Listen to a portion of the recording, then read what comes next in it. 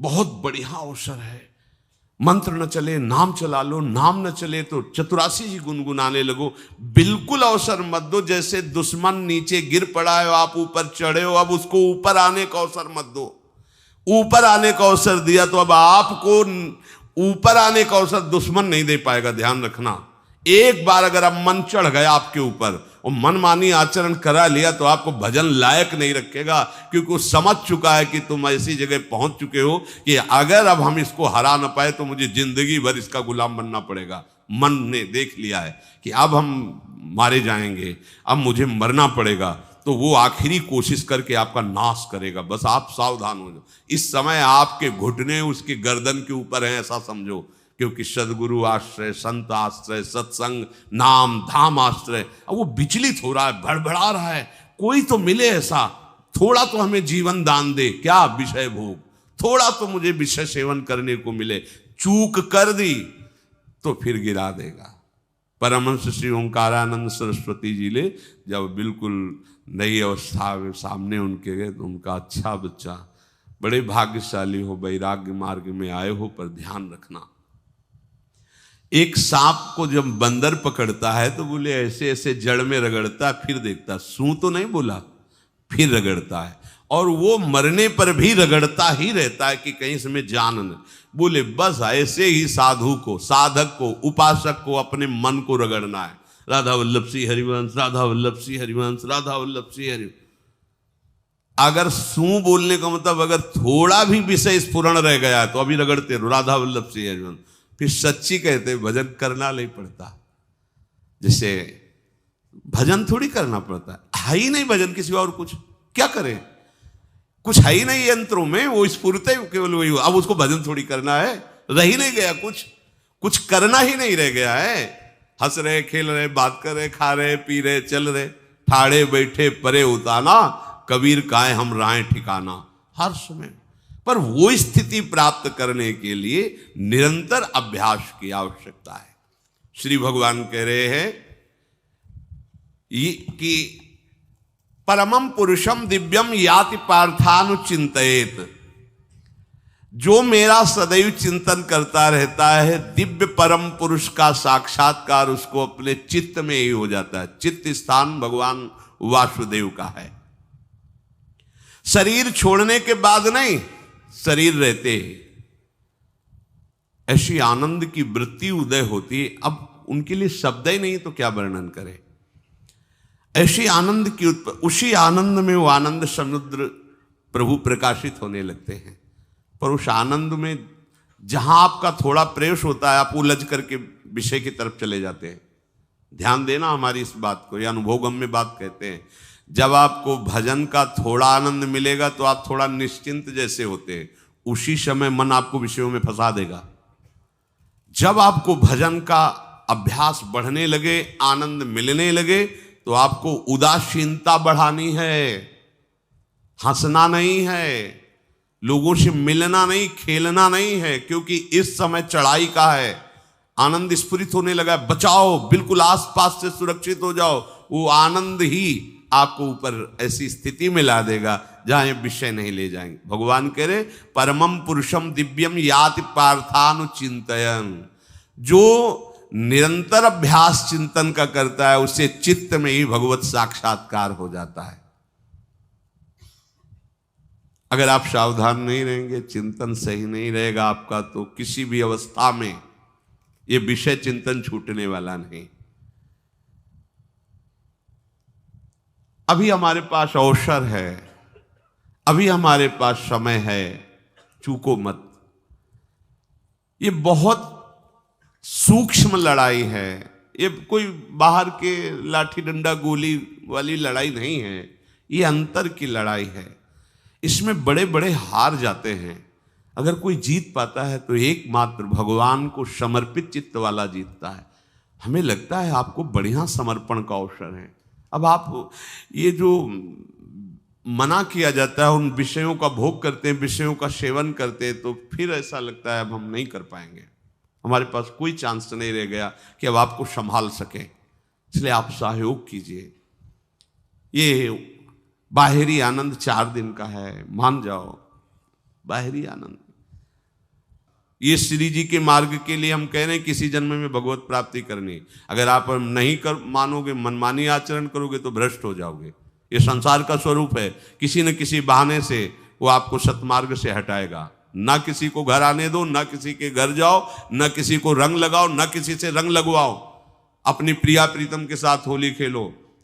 यहाँ जो सत्संग हो रहा है ठीक है, सुना, एकांतिक किया, कुटिया में जाओ चुपचाप, अपने श्री जी को रंग लगाओ, श्री जी के सामने पद गाओ, श्री जी के सामने नाचो, उन्हीं तो भावना में उनके साथ खेलो, किसी और की जरूरत नहीं। कोई अब दूसरा हमें छुए, दूसरा कोई हमारा अपना बने, अब हमें जरूरत नहीं है। देखो हमारी भाषा समझ में आ रही हो तो समझ लेना, नहीं बाद में पछताओगे। किसी को भी अपने साधन कक्ष में प्रवेश मत दो, किसी को अपनी कुटिया में मत आने। अब आप यहां गृहस्थ नहीं हो, यहां भी रह रहे हो, भले गृहस्थ वेश में रह रहे हो, आप वनवासी हो, आप श्री जी के उपासी हो, कोई व्यवहार की जरूरत नहीं। जब ऐसे रहोगे तो श्री जी आएंगे आपसे खेलने। निष्ठा, हृदय में निष्ठा। अब व्यवहार की गुंजाइश नहीं रह गई, हमारे पास समय नहीं व्यवहार का। हमारी बातें मान लो पर आप लोग मानते नहीं हो, इसलिए रंग नहीं चढ़ पा रहा।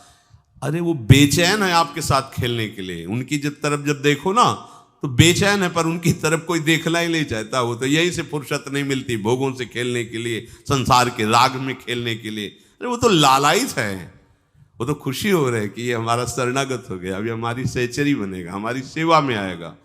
शरणागत होकर के पीठ कर लिया श्री जी की तरफ, मुख कर लिया संसार की तरफ, तो दोनों लाड़िले उदास बैठ जाते हैं। अब क्या करें, ये तो उधर मुख करके जा रहा है, चलो फिर कभी लौटेगा, वो फिर इंतजार कर रहे हैं। विमुख भये निमिषो ना अकृपा, जब चिते तब। खूब अभ्यास करो नाम जब। कोई होली दिवाली त्योहारी, हमारा सारा त्योहार लाडली लाल से है, इन्हीं के साथ खेलो। देखो तुम्हें बताएं, जो बच्चा बाहर खेलने नहीं जाता तो माता पिता उसके साथ खेलने लगते। कैसे? घुटने के बल चल रहा है तो वो पिता भी घुटने के बल चलेगा उसके साथ साथ। वो तोतली बोलेगा तो वो भी तोतली बोलेगा। देखा है कभी ऐसा? ऐसा कर। तो ये हमारे स्वामी भी जब देखेंगे कि अरे ये तो किसी से राजी नहीं है, केवल हमसे खेलना चाहता है, इनके लाने का एक ही उपाय है, ध्यान रखना, अनन्य व्रत नहीं चाहिए हमें। और जैसे कल आप सुन रहे थे, पपीहा बन के रहू रे, बस यही चातक व्रत नहीं, हमें नहीं चाहिए। अगर हमारे रंग पड़ेगा तो लाडली लाल का पड़ेगा, हम खेलेंगे तो लाडली लाल के साथ खेलेंगे, नहीं तो अब आजीवन नहीं खेलेंगे, आजीवन नहीं खेलेंगे। अगर हम पाएंगे तो इनकी जूठन पाएंगे, नहीं तो प्राण त्याग देंगे। जिएंगे तो वृंदावन में जिएंगे, नहीं जीवन। ये व्रत चाहिए। काहे को व्यर्थ समय नष्ट कर रहे हो? धारण करो अनन्य निष्ठा का व्रत। इनको अपनी तरफ आकर्षित करने के लिए अनन्यता ही व्रत है। रसना कटो जो अन रटो, निरखियन फुटो नयन, श्रवण फुटो जो अन सुनो, श्री राधा जसमैन। कोई भी सत्संगी कोई व्यसन न करे, अन्य किसी से संपर्क न करे, खूब पद गाओ, खूब नाचो, अपना दरवाजा कुटिया का बंद करके खूब रो, नाचो, खेलो, कूदो, उन्हीं से वो खेलने लगेंगे। उनको चैन नहीं है आपके सिवा, आप चैन से रह रहे हो। हमारे प्रिया प्रीतम आपका इंतजार कर रहे हैं, तभी आप पर हेतु की कृपा की। ये बात अंदर की समझो। प्रिया प्रीतम अंदर से आपको बहुत प्यार करते हैं, पर हम देखते हैं कि आप प्रिया प्रीतम से प्यार नहीं करते। आप संसार की तरफ बढ़ते जा रहे हो, हाथ फैला खड़े, मेरी तरफ आ जा। ये हमारे भगवान नहीं है, ये हमारे लाडली लाल हैं। हम इनको भगवान नहीं, ये तो प्रेम के खिलौना दो खेलत है प्रेम खेल। हमारे रसिकों ने इनको भगवान नहीं माना। अगर कोई संकट आया तो अपने आंचल में छुपा के इनको लेके भागे। ये नहीं सोचा कि अखिल लोक ब्रह्मांडों का ईश्वर, इसको छुपा के भागने की क्या जरूरत है। चाहे बिहारी जी को, चाहे राधा वल्लभ लाल को, जब कभी कोई ऐसा भय आया है तो ऐसा नहीं सोचा कि भगवान रक्षा करेंगे, नहीं, इनकी रक्षा हमें करनी है। इनको छुपा करके, कभी कामवन में राधा वल्लभ लाल को, कभी बिहार वन में से बिहारी जी महाराज, छुपा छुपा के अपने अपने ठाकुरों। तो हमारे ये लाडले हैं, प्यारे हैं, इन्हीं के साथ खेलना है, इन्हीं में रहना है। अब इन्हीं के पास रहना है, इन्हीं में रहना है। दो बात ध्यान रखो, इन्हीं के पास रहना है, इन्हीं में रहना है, बस। अब यही हम नहीं कर पाते, वही जो शुरुआत सत्संग में की थी, सबकी ममता ताग बटोरी, मम पद मने। ये भारी बात है, भारी बात है। जितनी जल्दी आप उदास हो जाओ संसार से, उतनी जल्दी मुस्कुराहट आ जाएगी प्रिया प्रीतम के मुख में आपके लिए। आप जब मुस्कुरा रहे उधर तो वो उदास बैठे कि हमारी तरफ क्यों नहीं देख रहा। अब हमें अपने प्यारे को उदास नहीं करना, प्यारे को मुस्कुराहट से युक्त करना है। क्या हम उदास हो जाएं? ताते मौन रहे वो उचित है, जगते भयो फिरे बैरागी, वृंदावन रस में अनुरागी। इसकी खूब चिंतन परायण रहो, कोई भी विषय का सेवन ऐसा ना करो जो आपकी बुद्धि भ्रष्ट कर। कोई आपने ऐसा गंदा व्यसन, गंदी बात, गंदी चेष्टा, आप परसों नरसों, फिर आगे क्या? आपका जो साधन मार्ग वो ढक जाएगा, फिर प्रमाद छा जाएगा। हमें किसी भी उत्सव में, किसी भी उत्साह में अपनी प्यारी जू की अनन्यता और सिद्धांत को नहीं छोड़ना, अपने मार्ग में चल। ये अध्यात्म है, अध्यात्म। ये दान पुण्य की बातें नहीं है, ये लोक लोकांतर में भटकने की बातें नहीं है, सीधे भगवत प्राप्ति की बातें हैं। यत करोषि, जो भी तुम करोगे वो तुम्हें अपने आराध्य देव के लिए करना है, आराध्य देव को समर्पित करना है। देहाभिमान अभी कुछ ही समय में गलित हो रहा है, ऐसा आपको अनुभव होने लगेगा। कैसे समझेंगे देहाभिमान गलित हो रहा है? जब आपका अपमान हो और आपको कोई फर्क ना पड़े, आपका सम्मान हो, आपको कोई हर्ष नहीं हुआ, बड़ा लाभ हो गया, कोई सुख नहीं हुआ, बड़ी हानि हो गई, कोई दुख नहीं हुआ, शरीर स्वस्थ है, कोई हर्ष का विषय नहीं, शरीर अस्वस्थ है, कोई शोक का विषय नहीं। यह है देहाभिमान गलित होने का स्वरूप। यत करोषि, तो जो भी हम करें, पापाचरण भी करें तो श्री भगवान को अर्पित कर दें। बोले नहीं, तस्मात् शास्त्रम प्रमाणम ते कार्याकार्यो व्यवस्थितो, जो तुम्हें करना है उसमें प्रमाणित कार्य करने हैं शास्त्र के अनुसार। यत करोषि, अब जो भी करोगे शास्त्र सम्मत करोगे और प्रभु को समर्पित करोगे, देहाभिमान बहुत जल्दी गलित हो जाएगा। यदश्नाशि, अशन भोजन, जो भी पाओगे पहले प्रभु को भोग लगाओगे, देहाभिमान गलित हो जाएगा। मान लो मेरी बात, ये सब 4 दिन के उत्सव, 4 दिन की चांदनी है। शोक समाज पूरा तैयार हो रहा है हमारे ऊपर आक्रमण करने के लिए। तुम्हें क्या पता, शोक का अंधेरा छाने के पहले ही व्यवस्थित जहां पहुंचना है वहां पहुंच जाओ, फिर अंधेरा छा जाएगा, कोई फर्क नहीं पड़ेगा। अभी आप यात्रा ही नहीं प्रारंभ किए हैं और अंधेरा आ गया तो मार्ग ढक जाएगा और जीवन व्यर्थ चला जाएगा। कुछ भी मत खाओ। कैसी धूर्तता हमारी बुद्धि में बैठी है। रसेंद्री की तृप्ति के लिए हम गुरुजनों की आज्ञा को रौंद करके चंद विषयों का सेवन करते हैं। धिक्कार है जीवन को। यदि आज्ञा उल्लंघन करके अमृत भी पीने को मिले तो विष हो जाएगा, ध्यान रखना। इंद्रियों की चाटुकारिता करते हद हो गई। अरे संसारी पुरुष में ऐसा देखे तो चलो, लेकिन जो भगवत मार्ग के पथिक, धिक्कार तुम्हारे जीवन को। प्रियाजू को बिना भोग लगाए अर्पित किए तुम पाने के लिए उत्साहित कैसे हो रहे हो? जिन वस्तुओं को निषेध किया गया है उनकी तरफ स्वप्न में भी अगर गति हो तो जलन होनी चाहिए कि स्वप्न में भी हमने कैसे स्वीकार कर लिया। कभी कभी ऐसा लगता है कि भगवत प्राप्ति बहुत कठिन है, ये समझने वाले नहीं। मेढक को तौलने का अगर हमें आदेश मिले तो तौलना बहुत कठिन है। 5 रखो, 2 उधर चिटक के चले गए, उनको घसीटो तो 3 पहले वाले फिर उतर के चले, ऐसे है। सावधान हो जाओ। ये आज्ञा का उल्लंघन तुम्हारे लिए नारकी गति का काम करेगा। अगर आज्ञा है कि अमृत नहीं पीना तो मत पीना, नहीं वो विष हो जाएगा।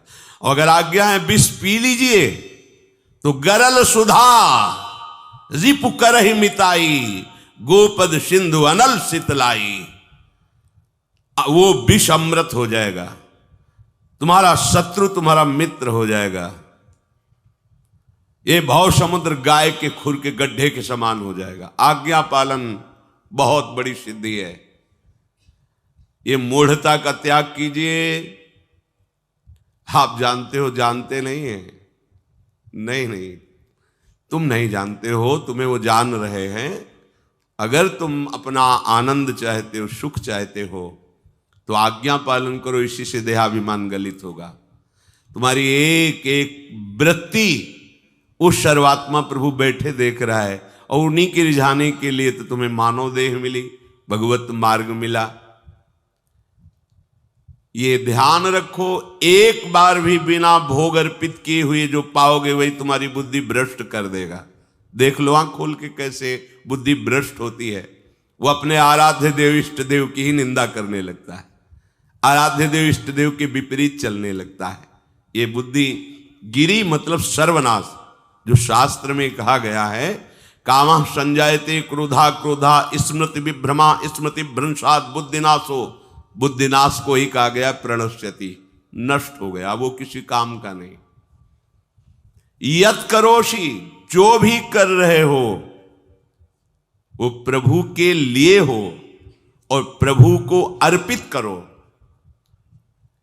यदश्नासि, जो भी असन भोजन करते हो, जो भी तुम्हारी जिह्वा में जाए, अगर तुम इसी जन्म में भगवत प्राप्ति करना चाहते हो तो बिना भोग लगाए मत पाना, मान लीजिए।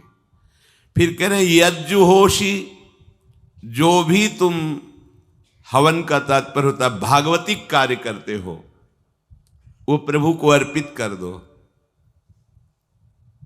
बड़ा सुख मिलेगा। जो तुम ददाशी, किसी को भी कुछ भी देते हो, प्रभु को दे दीजिए। देने के पहले उसमें भाव कीजिए, राधा वल्लभ लाल इसके हृदय मंदिर में बैठे हैं। अब भोजन जल वस्त्र जो भी आपको उसको दिया तो उस व्यक्ति को नहीं दिया, सीधे ठाकुर जी को दिया, राधा वल्लभ लाल को दिया। यत तपस्यासी, जो भी तुम तपस्या कर रहे हो, काम वेग को सह रहे हो, क्रोध को सह रहे हो, गर्मी सर्दी सह रहे हो, अनुकूलता प्रतिकूलता सह रहे हो, ये भी प्रभु को अर्पित कर दो। भगवान आदेश कह रहे हैं तत्कुरुष्व मदर्पणम, ये सब मेरे को अर्पित करने का मतलब मेरी पूर्ति नहीं हो जाएगी, तेरी पूर्ति हो जाएगी। भला ये सब नदियां समुद्र में गिरना बंद कर दें तो समुद्र घट जाएगा क्या? यद्यप समुद्र प्राकृतिक है, चिदानंद नहीं, भगवान तो चिदानंद समुद्र है। कोई भी नदी चाहे बाढ़ युक्त जाके गिरे या गिरना बंद कर, समुद्र में कोई फर्क नहीं पड़ता। इसीलिए सेवक जी ने कहा है, मांगो मन मनुष्य दासी अपनी कर, पूर्ण काम सदा हृदयम। हे पूर्ण काम प्रभु, यद्यपि आपको मेरी जरूरत नहीं है, पर मैं अपने लिए मांग रहा हूं कि अपनी दासी बना लीजिए।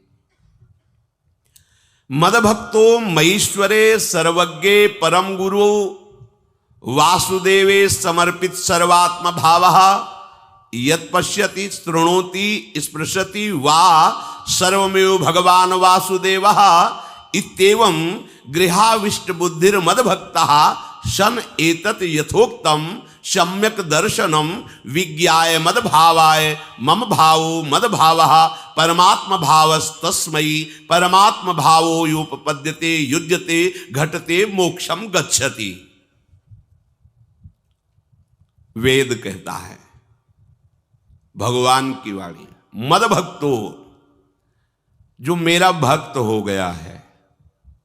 अभी हम देह भक्त हैं, भोगों के भक्त हैं, विषयों के भक्त हैं, काम क्रोध लोभ मोह जब जो चाहता है हमें परास्त कर देता है। लेकिन जो मद भक्त हो गया उसको नहीं। बाहरी वेश परिवर्तन से मद भक्तो नहीं होता। कभी कभी हंसी आती है कि अमृत कुंड को छोड़ करके मल कुंड का स्वाद लेने के लिए कितना लालायित है जीव। कैसी मंद बुद्धि, मतलब एकदम लगता है कि वाह प्रभु आपकी है विचित्र माया है। ये इधर कूदे तो अमृत कुंड है, इधर कूद रहा है मल कुंड है। वो जानबूझ करके अमृत को त्याग करके मलकुंड में जा रहा है। जहां हमारी प्यारी जी और प्यारे जी की ऐसी सुख वृत्ति है, वेणु कानन कुणित श्रवण सुंदर सुनत मुक्ति सम सकल सुख पाए पग पेलिरी। मोक्ष सुख को भी लात मार करके जिस सुख में बढ़ाए, कैसा कैसा तुम्हारा आश्रय है।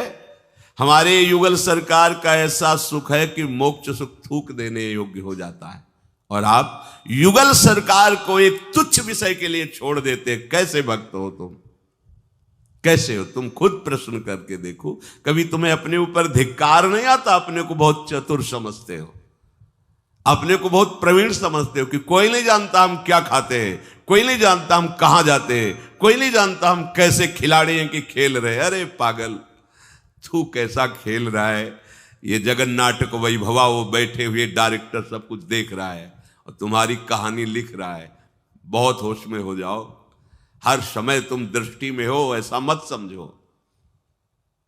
मद भक्तो मईश्वरे सर्वज्ञ, समझ मैं सर्वज्ञ हूं, मैं सब कुछ देख रहा हूं।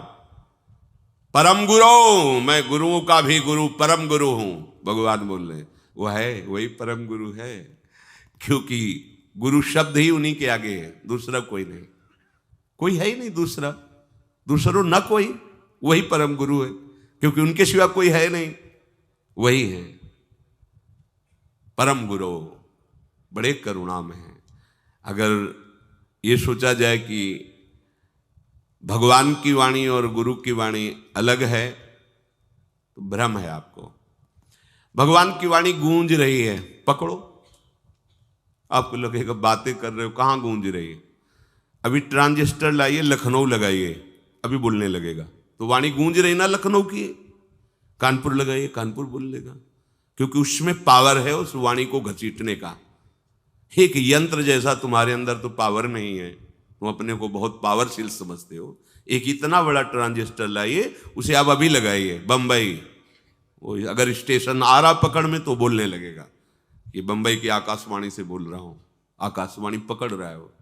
तुम्हारे अंदर कितनी सामर्थ्य है, तुम गुरुवाणी सामने से नहीं पकड़ पा रहे हो, आकाशवाणी क्या पकड़ोगे?